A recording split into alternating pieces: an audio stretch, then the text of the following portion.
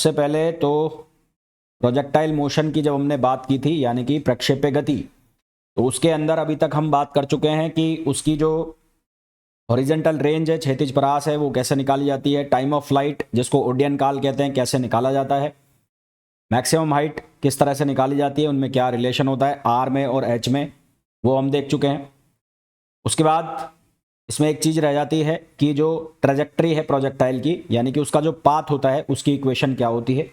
और उसके बाद हॉरिजेंटल प्रोजेक्टाइल क्या होता है, उसके क्वेश्चंस कैसे होते हैं, वो इसी लेक्चर के अंदर अपन कवर करेंगे। ठीक है, सबसे पहले बात कर लेता हूं मैं ट्रेजेक्ट्री ऑफ प्रोजेक्टाइल, यानी कि प्रक्षेप्य जो है उसका पाथ वो कैसे निकालते हैं। मैंने यहाँ पर मान लिया कोई ये प्रोजेक्टाइल है जिसको u इनिशियल वेलोसिटी के साथ फेंका गया है, उसका प्रारंभिक वेग जो है वो u है, और जो एंगल जिसके ऊपर प्रोजेक्टाइल को फेंका जा रहा है वो एंगल है थीटा। तो आपको ये बहुत अच्छे से पता है कि इसके दो कंपोनेंट होंगे। x डायरेक्शन में जो कंपोनेंट होगा उसको हम लिखेंगे ux, और ux जो है वो किसके बराबर होगा, वो बराबर होगा u cos थीटा। इसी तरह से इसका y डायरेक्शन में जो कंपोनेंट आएगा उसको हम लिखेंगे uy से, और उसको लिखेंगे हम u sin थीटा से। फिर हमें ये भी पता है कि x में अगर ये प्रोजेक्टाइल चलेगा तो वो किसकी वजह से चलेगा, u cos थीटा की वजह से। और y में अगर ये प्रोजेक्टाइल चलेगा तो वो किसकी वजह से चलेगा, u y की वजह से चलेगा, यानी कि u sin थीटा की वजह से चलेगा। ये हम बात कर चुके हैं ऑलरेडी। तो अगर मैं सबसे पहले x डायरेक्शन के लिए बात करूं, किसके लिए बात करूं, x डायरेक्शन के लिए, तो x डायरेक्शन के लिए अगर मैं बात करता हूं, मेरे को क्या करना है, ये कोऑर्डिनेट्स निकालने हैं y और x। तो x डायरेक्शन के लिए अगर मैं बात करूं, तो x डायरेक्शन के लिए हमें पता है कि x डायरेक्शन में वेलोसिटी कांस्टेंट है। हॉरिजेंटल डायरेक्शन में, यानी कि क्षैतिज डायरेक्शन में वेलोसिटी कांस्टेंट है। हॉरिजेंटल हॉरिजेंटल यानी कि क्षैतिज डायरेक्शन में वेलोसिटी कांस्टेंट है। वेलोसिटी यहां पर क्या है, कांस्टेंट है। वेलोसिटी अगर कांस्टेंट हो जाती है तो उसका मतलब वो किस में बदल जाती है, स्पीड में बदल जाती है ना। ये मैंने आपको बताया है, वेलोसिटी यदि कांस्टेंट हो जाती है तो वो किस में बदल जाती है, स्पीड में। यानी कि ux बराबर u cos थीटा हर जगह क्या होगा, कांस्टेंट होगा, शुरू से लेकर एंड तक, हर एक पॉइंट पर, इस प्रोजेक्टाइल की हर एक मोशन की पॉइंट पर जो x कंपोनेंट है वेलोसिटी का वो कांस्टेंट रहेगा। और जब वो कांस्टेंट है तो जो वेलोसिटी है वो स्पीड में बदलेगी, और जब वो स्पीड में बदलेगी तो उसका एक ही फॉर्मूला होता है, स्पीड बराबर डिस्टेंस अपॉन टाइम। तो वहां से डिस्टेंस किसके बराबर हो जाएगा, स्पीड इनटू टाइम। यानी कि डिस्टेंस अगर मेरे को निकालनी है तो वो डिस्टेंस किसके इक्वल हो जाएगी, वो इक्वल हो जाएगी स्पीड इनटू टाइम। मैं ऐसा मान लेता हूं कि ये ए पॉइंट तक आने का जो टाइम है वो टी है, ए पॉइंट तक के आने का जो टाइम है वो टी है। तो यहां से मैंने डिस्टेंस को लिख दिया x, तो x स्पीड कितनी हो गई, u cos थीटा। तो ये हो गया u cos थीटा, और टाइम कितना हो गया t। तो ये हमारे पास एक इक्वेशन बन गई, और इस इक्वेशन से मैं किसकी वैल्यू निकालूंगा, t की, और ये t की वैल्यू कितनी हो जाएगी, x upon u cos theta. t की वैल्यू कितनी हो जाएगी, x upon u cos theta.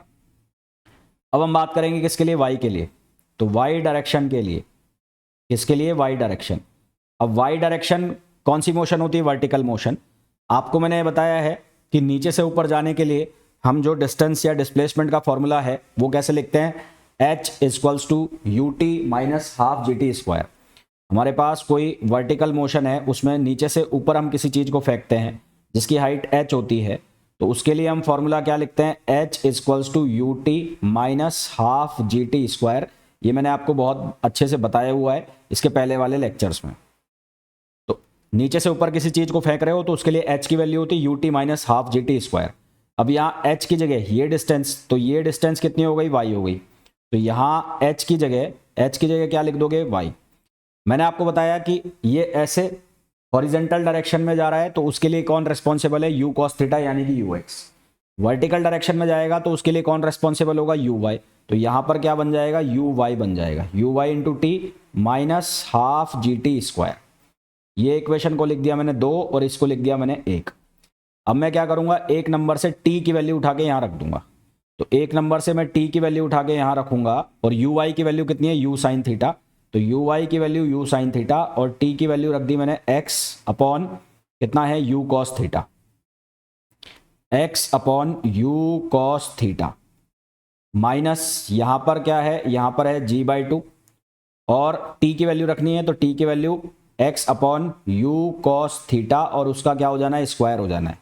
तो यहाँ से इक्वेशन हमारे पास क्या बनेगी, यहाँ से हमारे पास इक्वेशन जो बनेगी वो ये बनेगी, u से u कटेगा तो ये बन जाएगा x tan थीटा माइनस ये हो जाएगा gx square upon 2u square cos square theta. तो ये हमारे पास इक्वेशन बन जाती है ट्रेजेक्ट्री ऑफ प्रोजेक्टाइल, यानी कि जो प्रक्षेप्य है उसका पथ की इक्वेशन ये हो जाती है। यदि इस इक्वेशन को कंपेयर करो तो हमारे पास पैराबोला की जो इक्वेशन होती है वो होती है ax minus b x square. ये इक्वेशन होती है किसकी, पैराबोला की, इक्वेशन ऑफ पैराबोला। ये इक्वेशन होती है किसकी, पैराबोला की, इक्वेशन ऑफ पैराबोला। पैराबोला मतलब परवलय। तो अगर इन दोनों को कंपेयर करो तो हमें ये पता लग रहा है साफ साफ कि जो प्रोजेक्टाइल की ट्रेजेक्ट्री है उसका पाथ कैसा होता है, पैराबोला होता है ना। तो आफ्टर कंपेयरिंग कंपेयर करने पर हम कह सकते हैं कि जो ट्रेजेक्ट्री है, ट्रेजेक्ट्री वो कैसी होगी, पैराबोलिक होगी। ट्रेजेक्ट्री जो है किसकी, प्रोजेक्टाइल की, वो कैसे होगी, पैराबोलिक। पैराबोलिक का मतलब परवलयाकार, पैराबोलिक का मतलब कैसी होगी, परवलयाकार। तो ये इक्वेशन है, आप याद रखना, इसके ऊपर बहुत सारे क्वेश्चन बनते हैं। अब इस इक्वेशन को एक दूसरे तरीके से भी हम लिख सकते हैं, वो कैसे लिख सकते हैं वो देखो। यहां से मैं x tan थीटा को कॉमन निकाल लेता हूं, तो x tan थीटा को कॉमन निकाल लिया, तो यहां तो बनेगा 1। अब यहां से अगर मेरे को x tan थीटा चाहिए तो मेरे को यहां डिवाइड करना पड़ेगा x tan थीटा से इसको, यानी कि ये कुछ ऐसे बन रहा होगा gx square upon 2u square और यहाँ पर कॉस स्क्वायर थीटा, यहाँ से कॉमन निकाला है तो यहाँ आपको डिवाइड करना पड़ेगा किससे, x tan थीटा से। तो सबसे पहला तो आपको ये दिख रहा है कि एक x से एक x कट जाएगा, एक x से एक x कट गया। उसके बाद tan थीटा को आप लिख सकते हो sin theta upon cos theta. तो यहाँ से y equals to x tan theta, यहाँ बना 1 माइनस ये हो गया gx और इसको मैंने लिखा 2u स्क्वायर, ये cos square theta, tan theta को आप लिख सकते हो sin theta upon cos theta. तो यहाँ कॉस थीटा से एक कॉस थीटा कट गया। अब आप इसको ऐसे लिखो x tan theta 1 minus x को इधर ही रखो और ये g को उठा के नीचे ले जाओ, g को उठा के नीचे ले जाओगे तो ये बन जाएगा 2u square sine theta cos theta और अपॉन g। अब ये जो है ये फॉर्मूला बन गया किसका, r का। r मतलब रेंज, जो प्रोजेक्टाइल है, प्रक्षेप है, उसकी रेंज का फॉर्मूला क्या होता है, 2u square sine theta cos theta upon g, या इसको u square sine theta sine 2 theta upon g भी आप लिख सकते हो। तो ये किसका फॉर्मूला बन गया, रेंज का फॉर्मूला बन गया r। तो y इक्वल्स टू क्या हो गया, y की वैल्यू किसके बराबर हो गई, x tan theta minus 1 minus x upon r। तो ये जो फॉर्मूला है, यही फॉर्मूला, इसको हम ऐसे भी लिख सकते हैं और ये भी हमारे बहुत काम आने वाला है। y equals to x tan theta और 1 माइनस x अपॉन r। तो ये भी ऑब्जेक्टिव क्वेश्चन बन गया और ये भी ऑब्जेक्टिव क्वेश्चन बन गया, सीधे सीधे क्वेश्चन पूछे जाते हैं। अब इनके ऊपर क्वेश्चन कैसे पूछे जाते हैं वो देखो। जैसा कि आपको एक क्वेश्चन दिख रहा है, उस क्वेश्चन में बोला गया है कि किसी प्रक्षेप्य यानी कि प्रोजेक्टाइल की पथ रेखा निम्न समीकरण से प्रदर्शित है। जो इक्वेशन है y equals to √3x minus gx square upon 2। Question English में भी लिखा हुआ है, आप देख सकते हैं, trajectory of projectile is represented by y equals to √3x minus gx square upon 2। हमें क्या करना है, हमें इसको कंपेयर करना पड़ेगा। तो इक्वेशन लिखी हुई है ये y equals to √3x minus gx square upon 2 और हमने जो इक्वेशन अभी बनाई वो क्या है, x tan theta minus gx square upon 2u square और कॉस स्क्वायर थीटा। तो इन दोनों को जब आप कंपेयर करोगे, इन दोनों को आपको कंपेयर करना है, इन दोनों को कंपेयर करोगे तो यहां से आपको दिख रहा है कि जो tan थीटा है वो किसके बराबर है, tan थीटा की वैल्यू √3 के बराबर है। और tan थीटा √3 कब आएगा, जब 60 डिग्री होगा, यानी कि tan की वैल्यू कितनी हो, π/3। π/3 का मतलब है 60 डिग्री, 60 डिग्री। तो एंगल ऑफ प्रोजेक्शन कितना हो जाएगा, 60 डिग्री आंसर आ जाएगा। तो 60 डिग्री आंसर आ जाएगा। इतने सिंपल क्वेश्चन आते हैं। अब ये क्वेश्चन केवल तभी होगा जब आपको ये जो इक्वेशन ऑफ ट्रेजेक्ट्री है, यानी कि जो प्रक्षेप्य पाथ है उसका समीकरण आपको पता है तभी आप इसको सॉल्व कर सकते हो, अदरवाइज तो ये नहीं होगा, फिर लेके बैठे रहो इसको। दूसरा क्वेश्चन देखो, अब दूसरे क्वेश्चन में भी सेम इक्वेशन है जो पहले क्वेश्चन में थी। अब इसमें ये पूछ लिया कि इसकी इनिशियल वेलोसिटी बताओ, u बताओ। तो क्या करना है, वापस से इक्वेशन लिख लो। वापस से इक्वेशन लिखोगे तो y इक्वल्स टू क्या लिखा था, x tan theta minus g x square upon 2u square cos square theta. अब थीटा की वैल्यू तो हम पिछले क्वेश्चन में निकाल चुके हैं, वो कितनी आ गई थी, 60 डिग्री आ गई थी। आपको u की वैल्यू निकालनी है, u की वैल्यू निकालनी है तो एक्स स्क्वायर के जो कॉफिशिएंट है उनको बराबर कर दो। यहां पर एक्स स्क्वायर का कॉफिशिएंट है -1/2, तो ये -1/2 को इसके बराबर कर दो, तो ये हो जाएगा -g upon 2u square cos square theta. g की वैल्यू कितनी ले ली है, 10, तो ये 2 से 2 मरेगा, माइनस से माइनस कट होगा, तो 1 इक्वल्स टू g की वैल्यू ले ली 10, u स्क्वायर कॉस 60 डिग्री का स्क्वायर करना है, तो ये हो गया कॉस 60 डिग्री और उसका स्क्वायर हो जाएगा। तो कॉस 60 डिग्री की वैल्यू होती है कितनी, 1/2, 1/2 का स्क्वायर कितना हो जाएगा, 4। तो यहाँ क्रॉस मल्टीप्लाई के बाद ये बन जाएगा 40, क्योंकि 1/4 ऊपर जाएगा तो 40 हो जाएगा। यहाँ u की वैल्यू निकालोगे तो ये 4 का स्क्वायर हो जाएगा, अंडर रूट का स्क्वायर रूट वो कितना हो जाएगा 2, और 10 का अंडर रूट कितना हो जाएगा, अंडर रूट 10। तो आपके पास जो आंसर आ जाएगा वो कितना आ जाएगा, 2/10, जो कि ऑप्शन हो जाएगा बी। अब इतने ही सिंपल क्वेश्चन आते हैं, इतने ही सिंपल क्वेश्चन आपसे पूछे जाएंगे, इससे भारी इसमें कुछ बनेगा भी नहीं, है ना। दिखने में ऐसा लग रहा है कि पता नहीं क्या दे दिया है उठ पटांग सा, पर इसको आप इक्वेशन से बैलेंस करोगे तो बहुत ही आसान सवाल है, इनसे आसान सवाल हो नहीं सकते। नेक्स्ट क्वेश्चन देखो एक और, यहां पर इक्वेशन दी है y equals to 16x minus 5x square upon 4। Horizontal range पूछिए, क्षैतिज दूरी। तो रेंज वाला कौन सा इक्वेशन बनता है हमारे पास, रेंज वाला बनता है x tan theta 1 minus x upon are.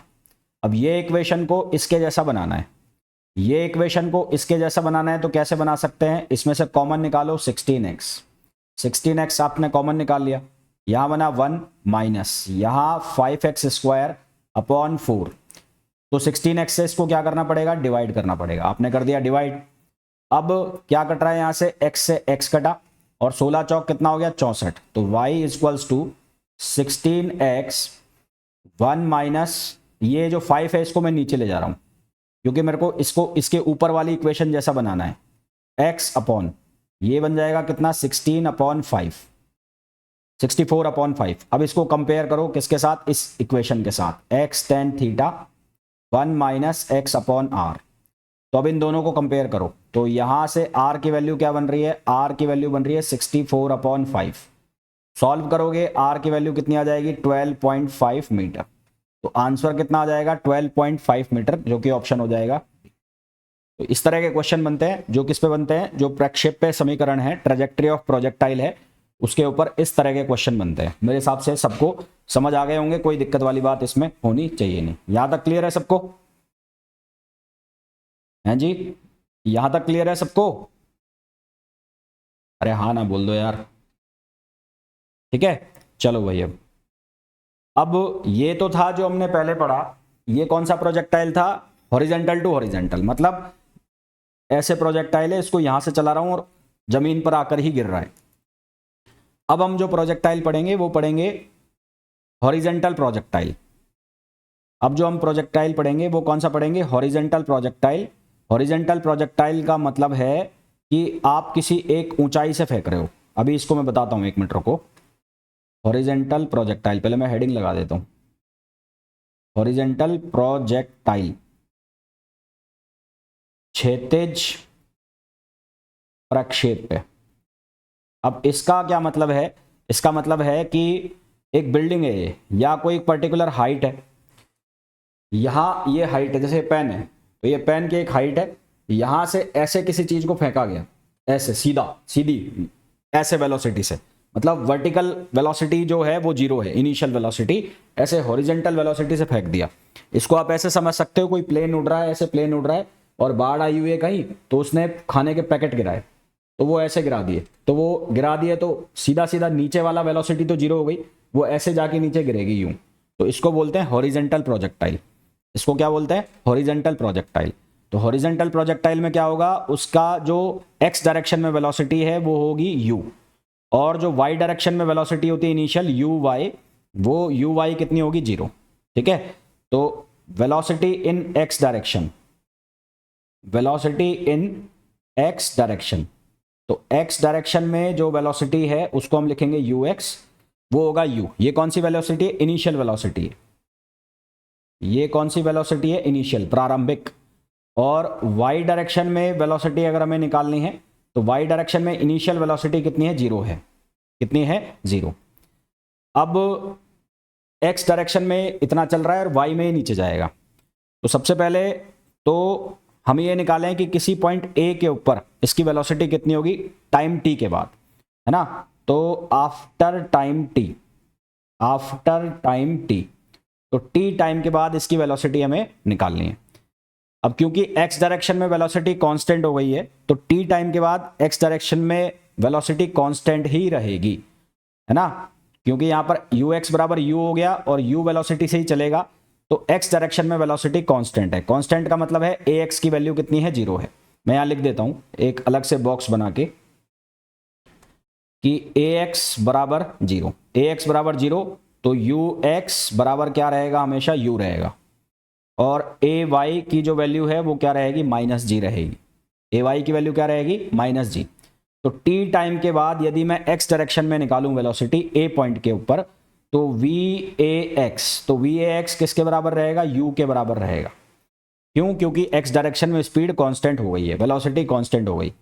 Y direction में आपको निकालना है तो वाई डायरेक्शन में आप लिखोगे वी ए वाई। आपके पास 3 इक्वेशन होती है, इक्वेशन ऑफ मोशन, गति की 3 समीकरण, v बराबर u प्लस ए टी, एक होता है s बराबर u t plus half a t square, और एक होता है v square equals to u square plus 2as।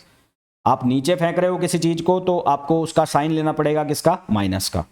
और यहां पर इनिशियल वेलोसिटी हो गई यू वाई, और एक वाई की वैल्यू आपको कितनी लेनी है, -g। पहले एक बार मैं ए वाई लिख देता हूं, तो यहां पर मैं लिख रहा हूं ए वाई और ये टी। अब ये हो गया -v/a/y, यू वाई कितना है, 0, और ए वाई की वैल्यू आपको कितनी लेनी है, -g, तो ये -g और इंटू टी, तो माइनस से माइनस खत्म, तो v/a/y जो है उसकी वैल्यू कितनी आ जाएगी, gt आ जाएगी। यानी कि इस पॉइंट ए के ऊपर जो वेलोसिटी का y कंपोनेंट है और x कंपोनेंट है उसकी वैल्यू कितनी आ गई, u और gt। अब अगर मेरे को नेट वेलोसिटी निकालनी है ए पर, तो वो किसका मैग्नीट्यूड, वो किसके बराबर होगा, V A x I cap, ये तो आई डायरेक्शन में होगी, और एक बनेगा हमारे पास v a y j cap, v a y j cap. तो यहां से वी ए की वैल्यू कितनी हो गई, यू आई कैप प्लस ये कितना हो गया, जी टी जे कैप। और अगर इसका परिमाण चाहिए यानी कि मैग्नीट्यूड, तो मैग्नीट्यूड किसके बराबर हो जाएगा, अंडर रूट, आपको कर लेना है किसका स्क्वायर, यू का स्क्वायर, और प्लस जी टी का स्क्वायर यानी कि जी स्क्वायर टी स्क्वायर।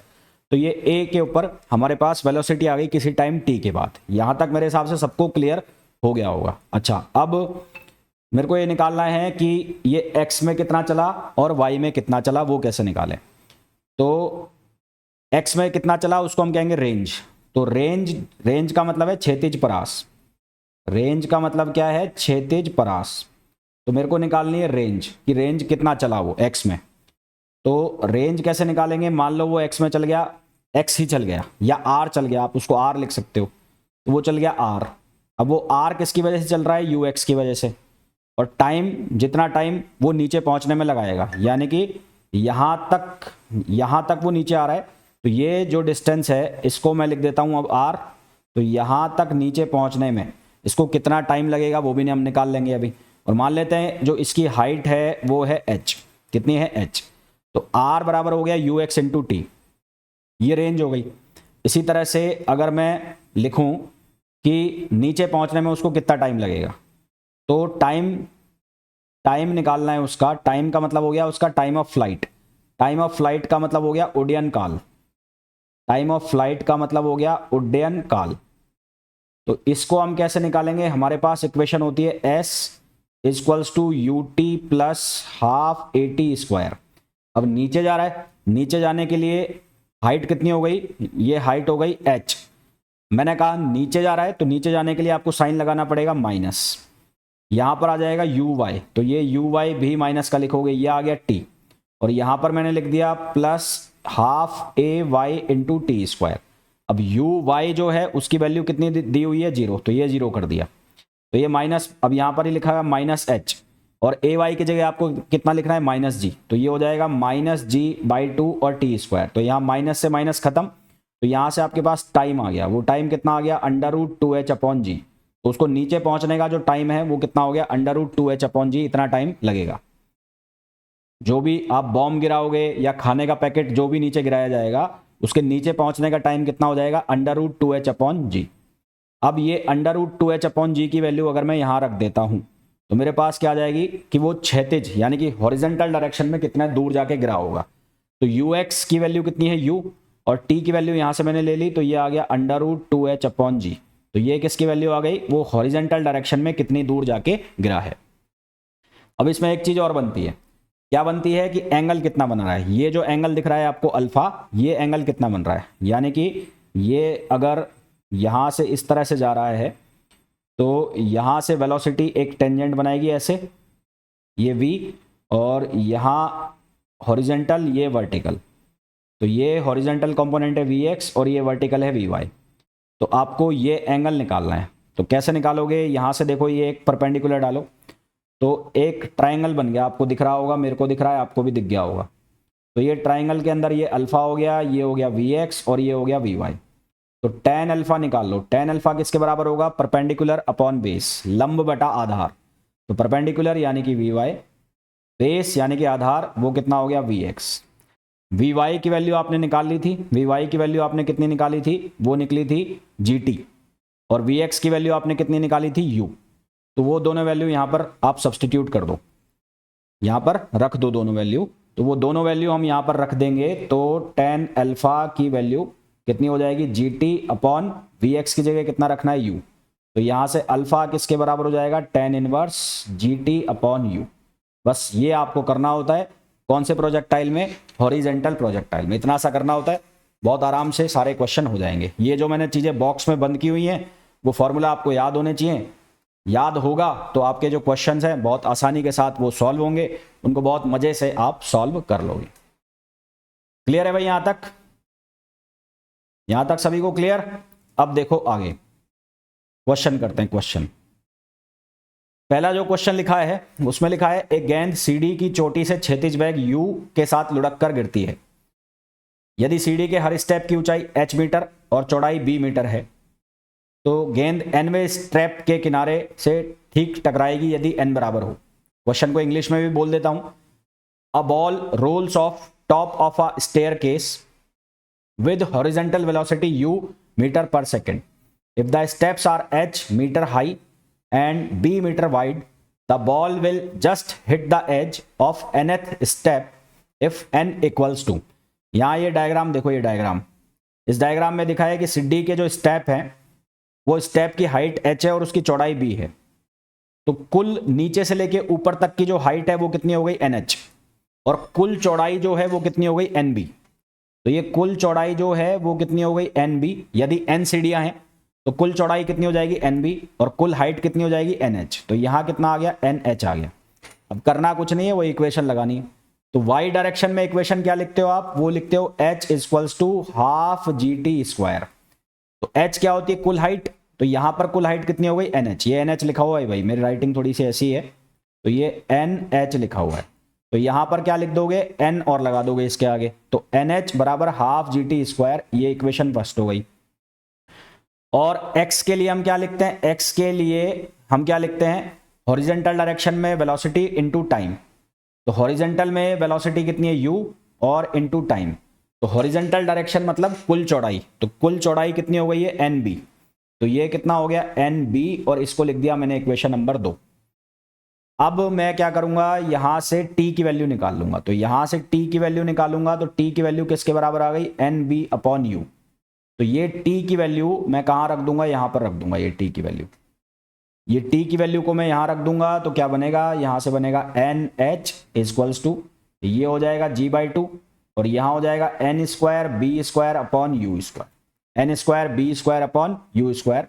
एक n से एक n कट जाएगा, एक n से एक n कट जाएगा, n की वैल्यू हमें चाहिए तो n बराबर, इसको क्रॉस मल्टीप्लाई कर दो तो ये हो जाएगा 2HU² और अपॉन क्या हो जाएगा GB², 2HU² अपॉन GB²। तो एक स्टैंडर्ड रिजल्ट तैयार हो गया तुम्हारे सामने।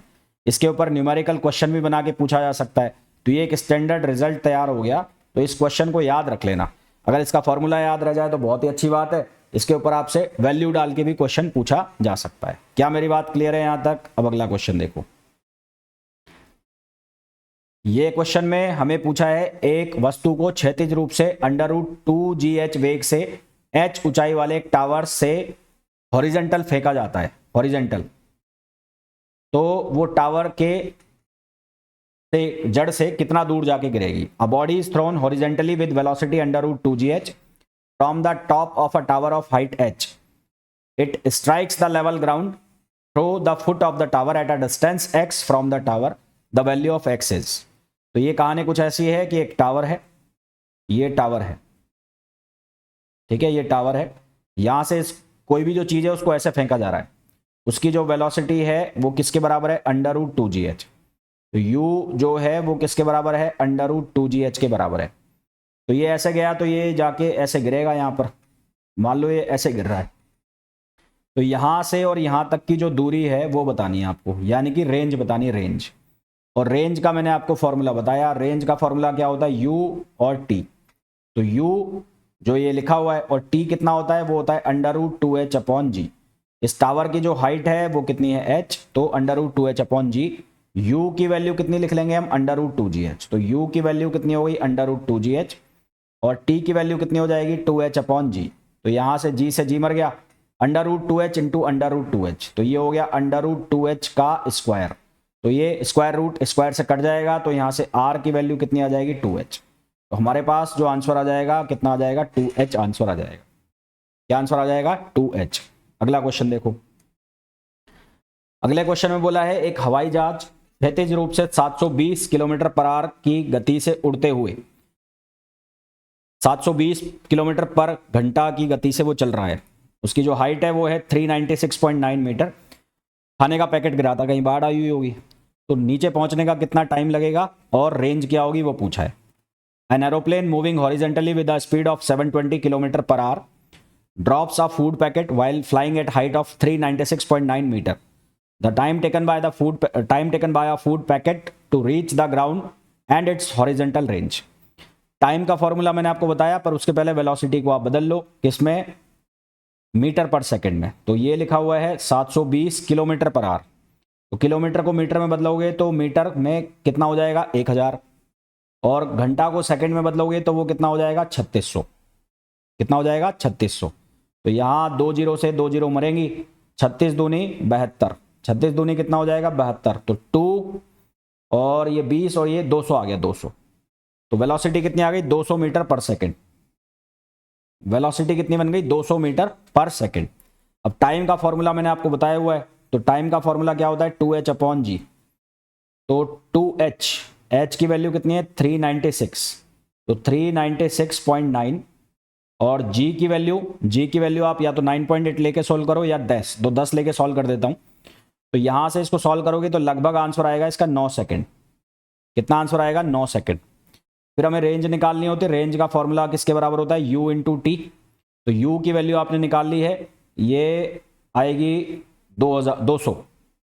ठीक है, तो ये 200 ही आएगी ना, 720, 36 दूनी 72, हाँ ठीक है। तो ये कितनी आएगी? 200। और टाइम कितना हो गया? 9। तो ये हो जाएगा 1800।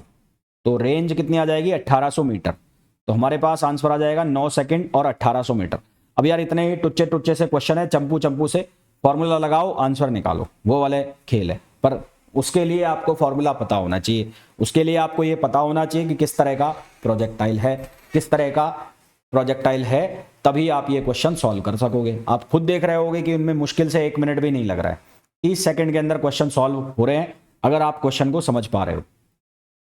अगला क्वेश्चन जो है उसमें दिया है 2 गोलियां एक स्थान से एक साथ क्षैतिज दिशा में अलग अलग वेग से चलाई जाती हैं, तो जमीन पर सबसे पहले कौन सी पहुंचेगी? मान लो यहां से चला रहे हैं साहब गोली, एक बंदूक है, ये बंदूक बना दी मैंने साहब, ये अच्छी नहीं बन रही पर ठीक है, बंदूक जैसी लग रही है। तो ये बंदूक है, तो यहाँ से पहली गोली निकली, इस पहली गोली की वेलोसिटी मान लेता हूँ v1, और यहाँ से दूसरी गोली निकली, इस गोली की वेलोसिटी मान लेता हूँ v2। अब ये यहाँ पर पहुँच रही है, मान लो ये पाथ पकड़ रही है और ये पाथ पकड़ रही है, तो हमें बोला है कि कौन पहले पहुँचेगा। तो हमारे पास जो टाइम का फॉर्मूला है वो है √2h/g। अब इसको ध्यान से इस फॉर्मूला को ध्यान से देखो, तो इसको वेलोसिटी से कोई लेना देना नहीं है। तो टाइम जो है उसको किससे मतलब है, टाइम को मतलब है हाइट से, उसको वेलोसिटी से कोई लेना देना नहीं है। तो टाइम इज इंडिपेंडेंट, इंडिपेंडेंट मतलब स्वतंत्र है, इंडिपेंडेंट का मतलब है स्वतंत्र, या ऐसा कह लो कि निर्भर नहीं करता ऑफ वेलोसिटी। तो टाइम वेलोसिटी पर निर्भर नहीं कर रहा इस केस में, तो नहीं कर रहा, तो हाइट तो दोनों के लिए सेम रहेगी, हाइट दोनों के लिए क्या रहेगी, सेम, तो दोनों सेम टाइम पर नीचे पहुंच जाएंगी। तो t1 बराबर क्या आ जाएगा, t2 आ जाएगा, t1 बराबर t2 आ जाएगा, यानी कि दोनों सेम टाइम पर नीचे पहुंच जाएंगी। तो हमारे पास आंसर क्या आ जाएगा, डी आ जाएगा। क्या आंसर आ जाएगा, डी। नेक्स्ट क्वेश्चन में पूछा है कि एक हवाई जहाज है, हाइट कितनी दे रखी है, 1960, और उसकी हॉरिजेंटल वेलोसिटी है 360 किलोमीटर पर आर। तो इसको आप बदल लो मीटर पर सेकंड में, तो 360 किलोमीटर का कितना हो गया, 1000, और ये हो गया 3600। तो यहाँ से 2 जीरो से 2 जीरो उड़ा दो, और ये 36 से 36 गया, तो ये बच गया 100। तो 100 मीटर पर सेकंड उसकी वेलोसिटी हो गई। हमें पूछा है कि जमीन पर पहुंचने में कितना टाइम लगेगा, किसको, बम को, बम गिरा रहा है भाई साहब, बम को जमीन पर पहुंचने में कितना टाइम लगेगा। तो फॉर्मूला क्या होता है, T = √2h/g। तो ये वेलोसिटी का जो वैल्यू दी हुई है, ये ऐसे ही हवाबाजी के लिए दी है, इसका कोई लेना देना तो है नहीं यहाँ पर। तो 2h, h की वैल्यू आपको कितनी लेनी है, 1960, और g की वैल्यू आप 9.8 ले लो तो आसानी के साथ कट जाएगा, क्योंकि 98 को 2 से गुणा करोगे तो 1960 ही बन जाएगा वो।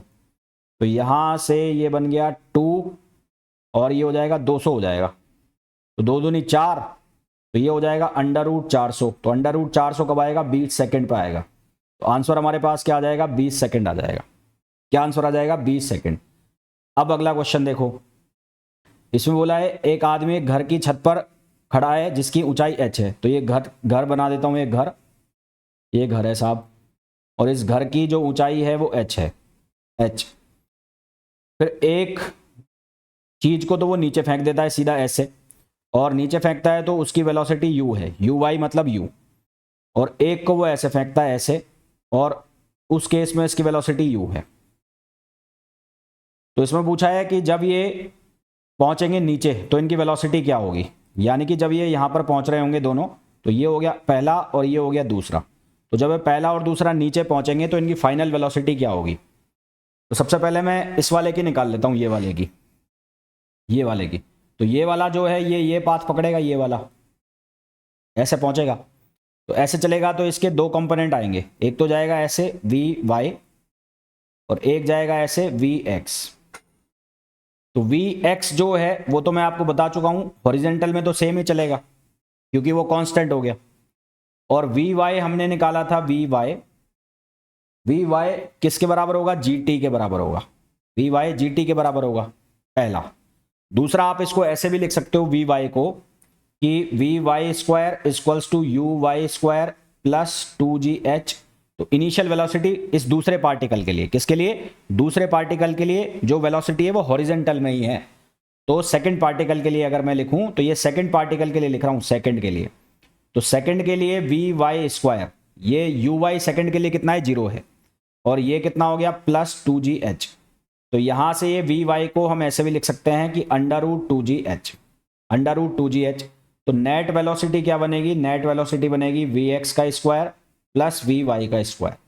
तो सेकंड पार्टिकल की जो वेलोसिटी नीचे पहुंचने पर बन रही होगी, vx कितना है, vx है u, तो u² और प्लस ये कितना हो जाएगा, 2gh का स्क्वायर करोगे तो स्क्वायर रूट हट जाएगा, तो ये दूसरे पार्टिकल की वेलोसिटी आ गई।